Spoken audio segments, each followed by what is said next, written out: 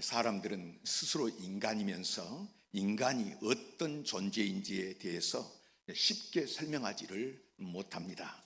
생물학적으로 설명을 하려고 하고, 철학적으로 설명을 하려고 하고, 사회학적으로, 그리고 문화적으로 수많은 설명을 합니다마는 그때마다 그래 일리가 있다 하고 수긍을 하지만은 그래 그것이 인간이지 하고 100% 인정하는 답을 얻을 수는 없습니다. 그런 인간에 대해서 성경은 우리 몸은 흙으로 지어졌고 그 속에 하나님의 형상으로 창조된 영혼이 있다. 간단하면서도 복합적으로 설명을 하고 있습니다. 창세기 2장에 보면 사람을 창조하는 두 과정이 설명되어 있습니다. 하나는 사람을 흙으로 만드셨다. 있는 재료, 흙을 가지고 만드셨다 하는 것이고, 또 하나는 하나님의 형상으로 창조하셨다 하는 것입니다. 사람은 분명히 만들어진 부분이 있고 창조된 부분이 있습니다. 그리고 이에 대해서 결론 지으시기를, 인간을 다 만들어 놓으시고 결론 지으시기를 다스리라 하고 말씀으로 끝냅니다. 다스리라. 다스리라는 말씀의 의미를 한마디로 농축한다고 하면 영성 주도적 인간이 되라. 그 제일 핵심이 영이라. 그러면서 그 영성 주도하는 그런 인간이 돼야 한다는 말씀인데, 그래서 몸도 다스리고 마음도 다스리고 인격이나 소유나 지식이나 가정이나 그리고 하나님께서 창조하신 세상의 모든 것들도 하나님의 형상대로 지음받은 우리 인간에게 다스리라 하고 하나님께서 말씀하셨습니다. 창세기 4장 7절에 보면 하나님께서 가인에게 제가 너를 원하나 너는 죄를 다스릴지니라 하고 말씀하십니다. 죄를 지을 수 있는 가능성은 얼마든지 너에게 있지만 너가 마음을, 너 몸을 그 마음으로 너를 다스리라 하고 말씀을 하시는 것이죠. 여기 너라고 하는 것은 영혼을 지금 말씀하는, 지칭하는 것입니다. 하나님의 형상으로 된 너희기에 모든 것을 다스릴 수 있다 하는 뜻입니다. 여러분, 여기에 책임이 있고 여기에 존재의 의미가 있는 것입니다. 사람은 세상의 모든 피조물과 엄연히 구별되어야 하는 것입니다. 그래서 구별되어야 하는 것인데, 물질이지만 물질화되어서는 안 되고요, 동물이면서도 동물화되어서도 안 되고, 이 세속에 살지만은 세속화되어서도 안 된다는 것입니다. 또한 자기가 목적이 되는 그 목적화에 빠져서도 안 되는 것이고, 모든 사람과 함께 사는 것이므로 이기적인 존재가 되어서도 안 된다는 것입니다. 성경 고린도전서 5장 1절을 통해서 주님은 비유하시기를 우리 사람의 몸은 텐트, 장막이라고 했습니다. 사람이 비록 이 장막 속에 살지만은 장막의 노예가 돼서는 안 된다 말씀하십니다. 사람 몸에 있으나 몸에 속한 존재가 아니므로 거기에 매이지 말고요, 물질에 더불어 살지만은 물질의 노예가 되지 말고, 이 세상에서 세속화되지 말고, 물리로 우리가 걸을 수는 있지만은 물리로 물속에 빠져서는 안 되고, 공중을 날 수 있지만은 그 궤도를 벗어나서는 안 된다. 자, 그런 말입니다.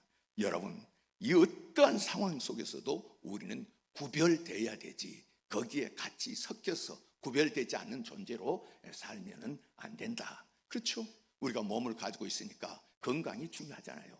그런데 이 건강을 우리가 중요하지만은 어떤 사람은 이 건강에 묶여가지고 맨날 여기에 매여서 염려, 근심, 걱정, 이걸 주인 삼고 사는 사람이에요. 예를 들어서 자동차를 가지고 있는 사람이 있는데, 자동차 우리가 그거 뭐 하자고 있는 겁니까? 그 자동차를 사고 타고 다니자고, 이용하자는 거예요. 편리하게 하자는 거예요.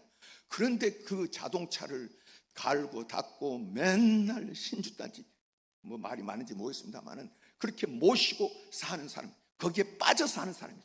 여러분, 다스리는 것은 그것을 우리가 이용하고 다스리면서 하는 것이지 거기에 매몰돼서 들어가면은 안 된다. 그런 뜻입니다. 돈도 마찬가지고요, 권세도 마찬가지고요. 여러분, 성경에 계시하시는 하나님은 거룩하신 분이십니다. 그분은 창조주이시고 그 외에, 하나님 외에 모든 천하 만물은 그분이 만드셨으니 만든 것과 만들어진 것과 만드신 분은 같을 수가 없는 것입니다. 그래서 하나님은 존재 자체로 거룩하신 분이고요. 그리고 하나님은 이제 능력에 있어서도 전지전능하신 분이니까 우리가 그런 사람이 어디가 있습니까? 그런 피조물이 어디가 있습니까? 그러므로 그 하나님은 그래서 구별된 거룩하신 분이다. 하나님은 사랑하고 용서하심이 있어도 우리하고는 비교할 수 없는, 우리가 어떻게 몇 번을 용서할 수 있습니까? 그런데 주님은 무한히 용서하시고 깨끗이 잊어버리면서 그리고는 우리를 받아주시는 거예요. 우리 주님께서 이 전능하심을 가지고 계신데, 그래서 그 하나님은 거룩하게 구별된 분이라, 독특하신 유니크 독특한 분이다 하고 말씀합니다. 그래서 여러분, 하나님은 우리와 같은 존재가 아니고 세상으로 우리가 표현하면 지존자라고 이야기하고 만왕의 왕이라 말씀을 하는 것입니다. 그러므로 이 하나님께 대한 인간의 바른 응답은 어떤 것입니까? 참 그 하나님이 나를 사랑하시고 가까이 하신다고 특별한 방법으로 우리에게 오셔서 손을 내밀시고 가까이 하시기 때문에 친구 같지만, 그러나 우리가 함부로 그렇게 해서는 안 되는 존재고요. 또 우리가 정말로 두렵고 굉장한 분이니까 두려운 분이지만 두려워할 그런 분이 아니다. 참으로 그분은 우리가 거룩한 그런 분이기 때문에 우리도 거룩지향적인 존재로 살아가야 된다 하는 것입니다. 오늘 본문은 예수님께서 십자가를 지시기 전날 밤에 제자들에게 주신 말씀인데, 십자가를 지시기 전날 밤이라는 말은 육신을 가지고 이 땅에 오신 주님이 십자가에 달려서 이제 죽으신 날, 돌아가시는 거예요. 그러니까 그 전날 밤에 이제 제자들에게 우리 요한복음 13, 14, 15, 16, 17 오늘 이 말씀 여기에 다 지금 마지막 지금 제자들을 앞에 놓고 주님께서 지금 말씀을 하시는 것인데, 우리가 죽기 전에 하는 말을 뭐라 그럽니까? 마지막 유언이라 그럽니다. 이 유언은 거짓말하는 것이 아니고 가장 하고 싶은 말, 중요한 말, 핵심적인 말, 정말로 너가 이렇게 했으면 좋겠다, 그런 말을 유언이라고 하는데, 예수님은 다시 사셨기 때문에 유언이라고 보다는 가장 지금 정말로 중요한 말씀을 하시는 거예요. 그런데 그렇게 주님께서는 많은 말씀을 하시고 그 마지막에는 물론 기도로 오늘 그 말씀을 마치시는데, 그 기도 중에 제자들을 위한 기도가 있습니다. 그 마지막에 그 제자들을 위한 기도가 오늘 본문의 말씀인데, 그 제자들을 위한 기도의 말씀의 핵심이 오늘 뭐냐면, 그들을 진리로 거룩하게 하옵소서, 주님이 기도하신 것입니다. 여러분, 이제 오늘 이것은 당시의 제자들을 향한 그런 기도이면서도 오늘 저와 여러분들, 우리를 향한 기도, 주님께서 우리가 어떻게 됐으면 좋겠다, 우리가 어떻게 됐으면 좋겠다, 주님의 소원, 주님의 바람이 담긴 오늘 그 마음이 오늘 본문의 말씀, 그것이 바로 그들을 진리로 거룩하게 하옵소서 하는 것입니다. 그렇다면 여러분, 예수님 당시의 제자들도 마찬가지였고 오늘 이 시대를 사는 우리도 이 복잡하고 죄가 들끓는 세상에서 어떻게 하면 거룩하게 될 수 있겠습니까? 어떻게 하면 구별되고요, 어떻게 하면 다르게 살 수 있고요, 어떻게 하면 우리가 예수 그리스도를 믿는 그리스도인의 정체성을 가지고 다르게 살 수가 있겠느냐 하는 것입니다. 예수님께서는 기도하십니다. 내가 비옵는 것은 그들을 세상에서 데려가시기를 위함이 아니요 다만 악에 빠지지 않게 보전하시기를 위함이니이다. 우리 생각으로는 악한 세상에서 어디론가 좀 옮겨주셔야 우리가 거룩하게 지낼 것 같은데, 주님은 저희를 세상에서 데려가기 위함이 아니라고 분명히 말씀합니다. 너무 물질이 없어서 정말로 이 가난하고 힘드니까 이게 정말로 너무 고통스러운데, 그래서 이것을 좀 우리를 건져가지고 돈 있는 자리로 좀 옮겨주시면, 우리로 너무 비참하게 사니까 성공의 자리로 옮겨주셔서 좀 우리가 거기서 구별되게 살게 했으면 좋겠다. 그런데 주님께서는 옮겨주시겠다가 아닙니다. 왜 그렇습니까? 우리나라 대기업들이 많이 있고요, 기업들이 많이 있는데, 이제 우리 역사 속에서 어떤 기업들은 이제 생겨나서 잘 최고 기업이 됐는데 이제 지금까지 보존된 기업도 있고, 어떤 기업들은 이제 무너진 기업이 없어서 흔적도 없이 사라져버린 기업도 있습니다. 그런데 이제 기업들을 연구하고 그런 경영자들을 연구하는 사람들의 이야기에 의하면 이 우리나라에 지금까지 이제 보존되는 거나 그렇지 않거나 그 어디서 결정이 나냐면 당대에는 기업이 일어나는데 그 2세, 3세에 가가지고 무너지거나 계속 유지되거나 결판이 난다는 거예요.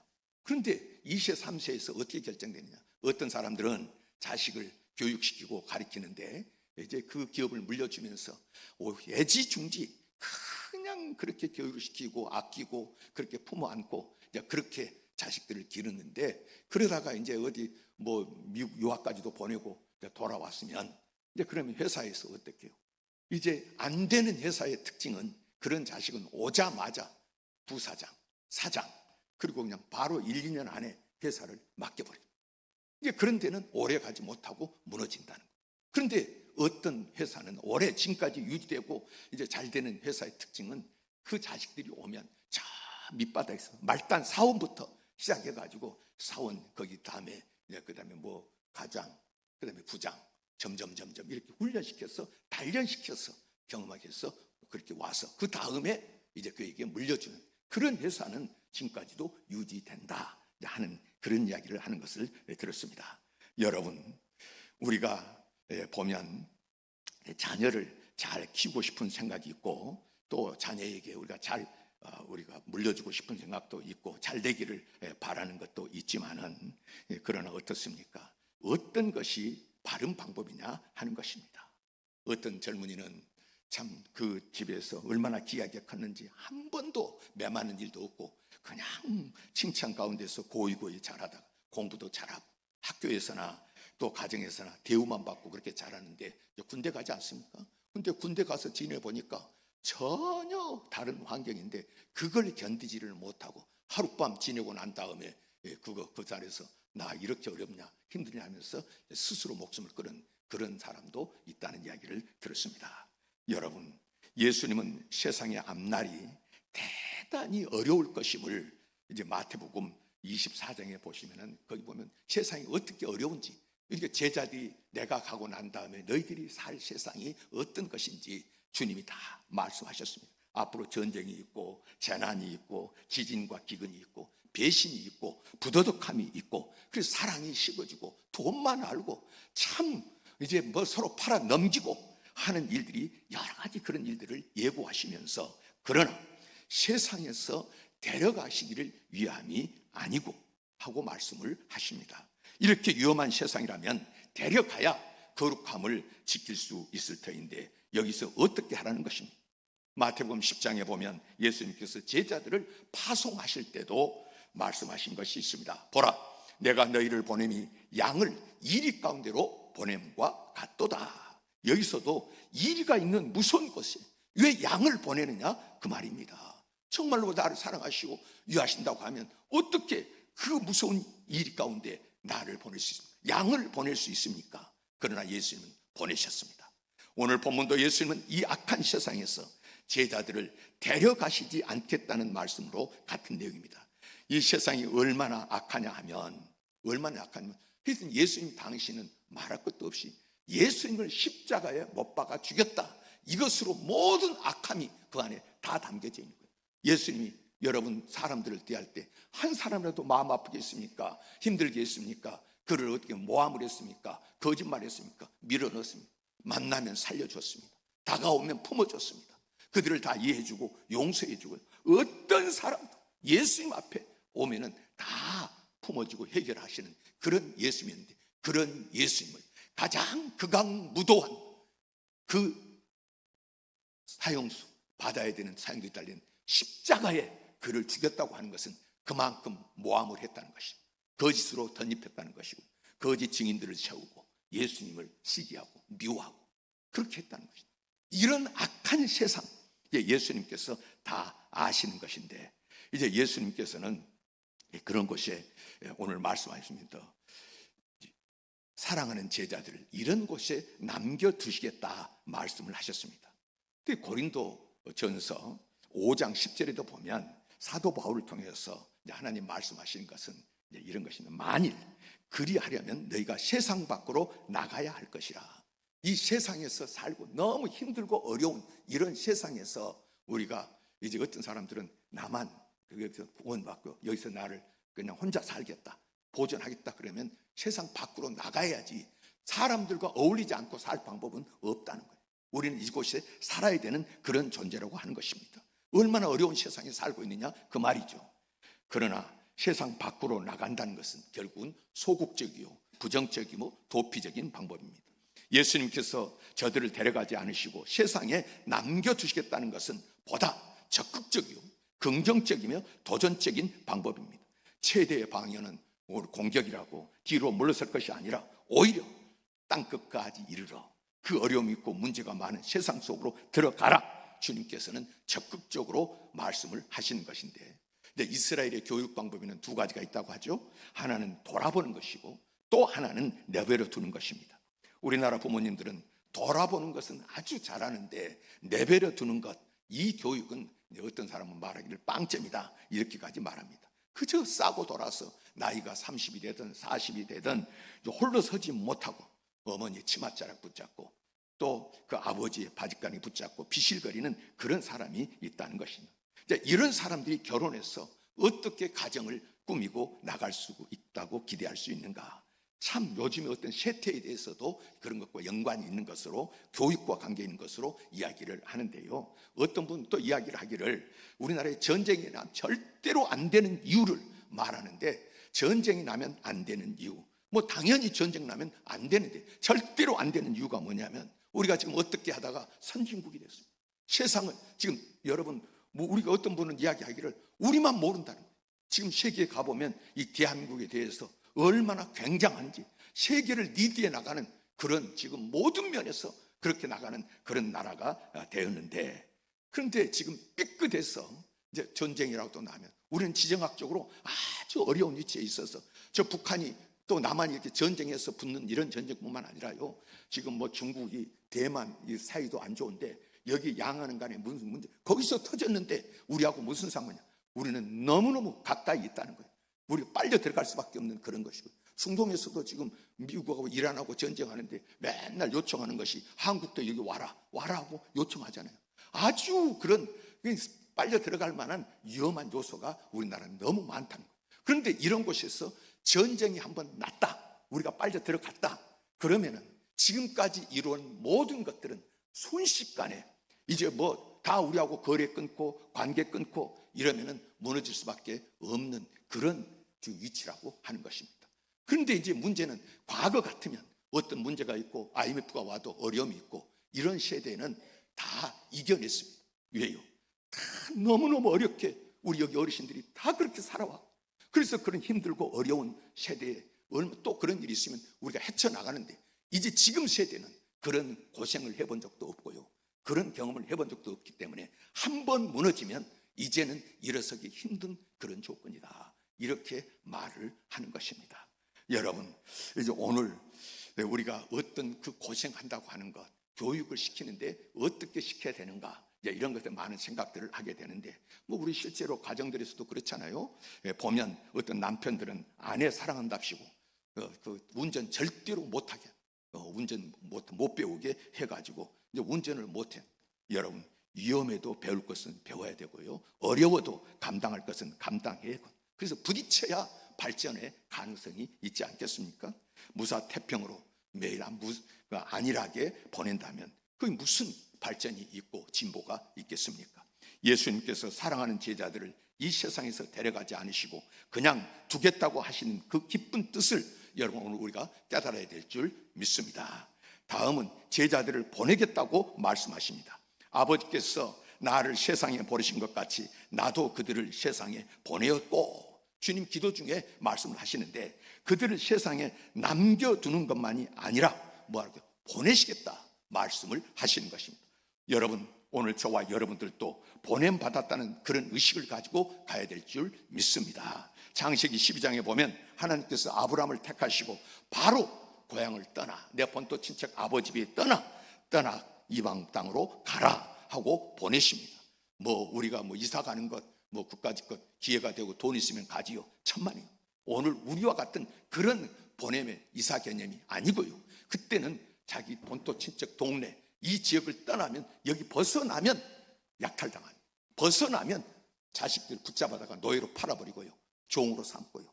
참 벗어나면 너무너무 위험한 그런 시대인데 주님께서는 가라 하고 아브라함에게 말씀해요. 그 위험한 곳이지만 아브라함은 하나님의 말씀을 따라서 순종하면서 걸어갔습니다. 근데 이제 거기 속에는 어떤 것입니까? 하나님이 보호하심을 믿는 믿음이 있었다. 그게 믿음이에요. 하나님이 함께 하심의 믿음이 있었습니다. 전적으로 맡기는. 하여튼 그는 고향을 떠나가았습니다. 여러분 혹시 지금 요즘은 우리가 시집살이 하는 사람 없다 이렇게 보죠. 보는데 모르죠. 또 여기서는 천사처럼 이래도 집에 가서는 이제 그냥 지잡듯이 잡는 시어머니가 계시는지 시집살이 요즘 없다고 하는데, 그러나 이제 시집살이 없는데 또 반대로 또 며느리살이 하는 사람도 있다고 하는 이야기가 요즘 들리잖아요. 며느리살이. 어떻든 여러분 누구에서 지금 눌려 삽니까? 여러분 직장 생활을 하십니까? 어렵습니다. 직장도 들어보면 직장 생활이 참 그 좁은 세상이지만 온갖 참 권모술수가 난무하고요. 사람과의 관계가 그렇게 어렵다는 거예요. 그래서 저는 특별히 여러분을 제 마음속으로 10번도 더 존중하는 것은, 그런 험한 세상에서 살다가 그래도 나 같으면 오늘 또 집에 쉬자 할 텐데 그래도 주님 앞에 나온 것은 주님을 사는 믿음이 얼마나 굉장한가 하는 그런 생각이 드는데요. 하여튼 이 세상에 우리가 그런 직장 생활, 힘든 생활 하는 사람도 있을 것이고, 또 부자입니까? 아니면 가난합니까? 오늘 공부를 많이 했습니까? 못했습니까? 건강하십니까? 여러분 병 들었습니까? 어떤 처지에 있건 내가 처한 바로 여기에 하나님께서 보내셨다고 하는 사실을 기억하시기를 바랍니다. 그냥 와 있는 게 아닙니다. 우연히 와 있는 것이 아닙니다. 하나님께서 여기를 보내셨다 하는 것이죠.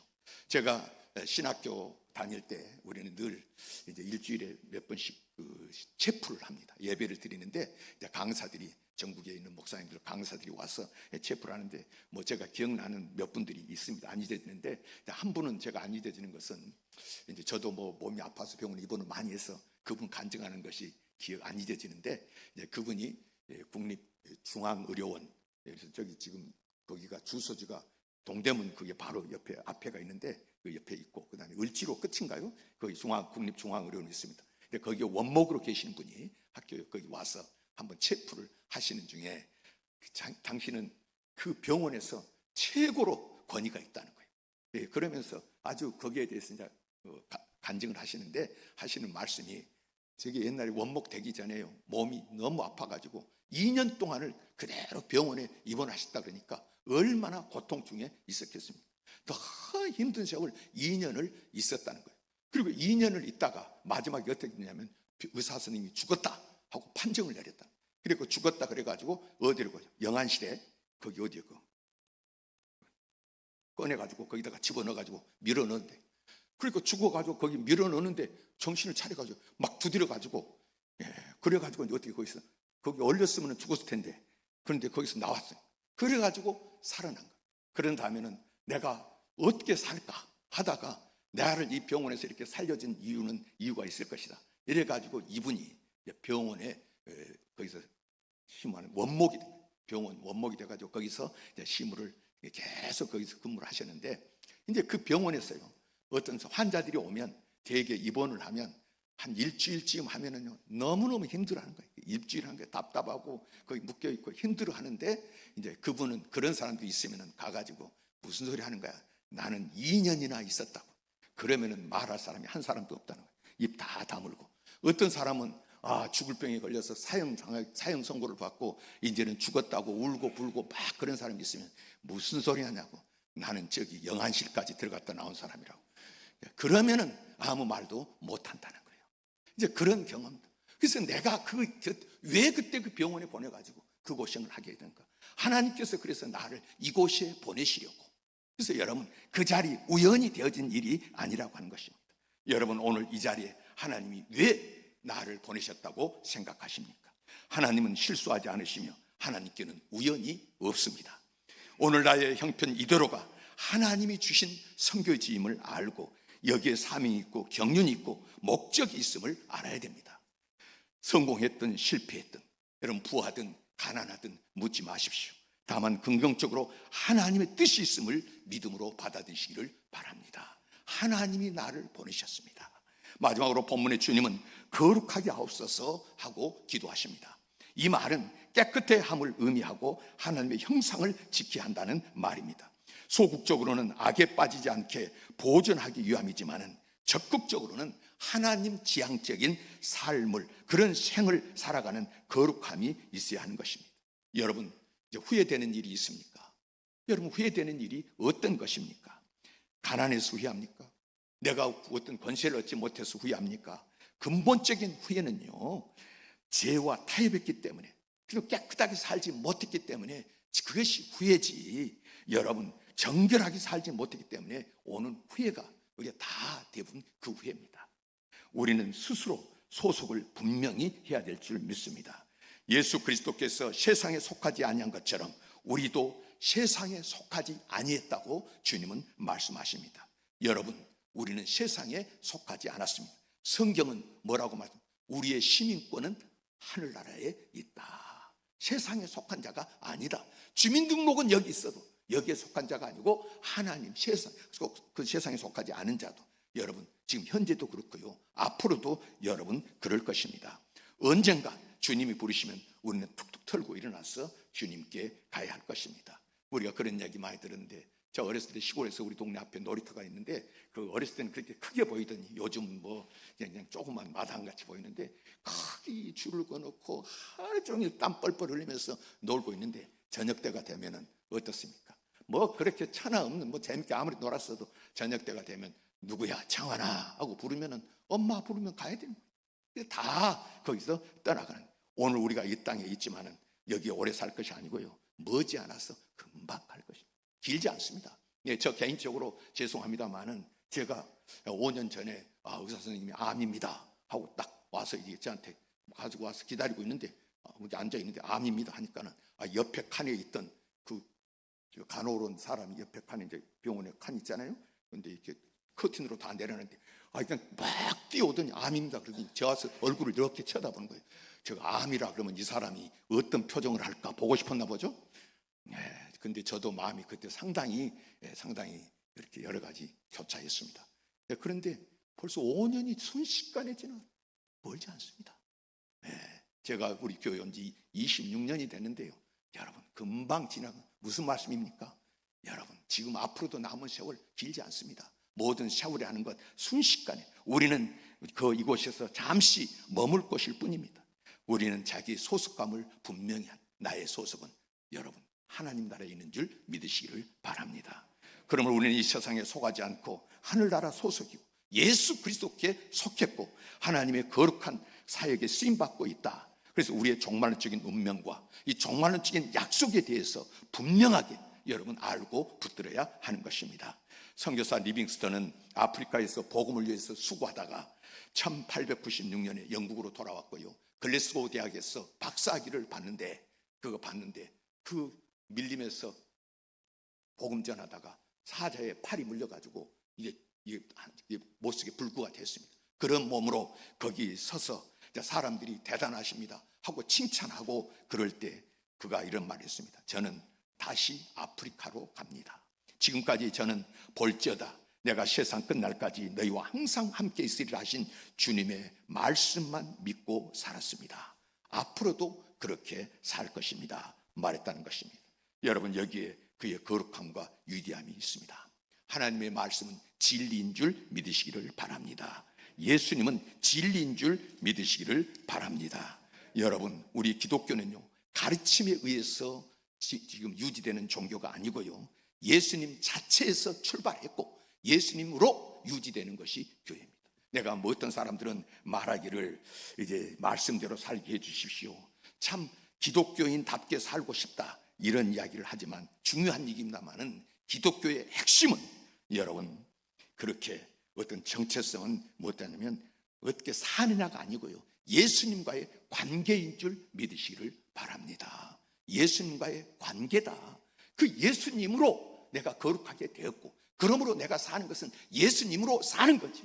그러므로 여러분 내가 이런 존재인 것을 알고요, 여러분 이제 내가 거룩하니 너희도 거룩하라 이 말씀 속에는 우리를 향한 주님의 무한한 약속과 능력이 오늘 나에게 우리에게 있는 줄 믿으시기를 바랍니다. 내가 한 것보다 너희는 더 큰 것도 아니라 어떻게 해요?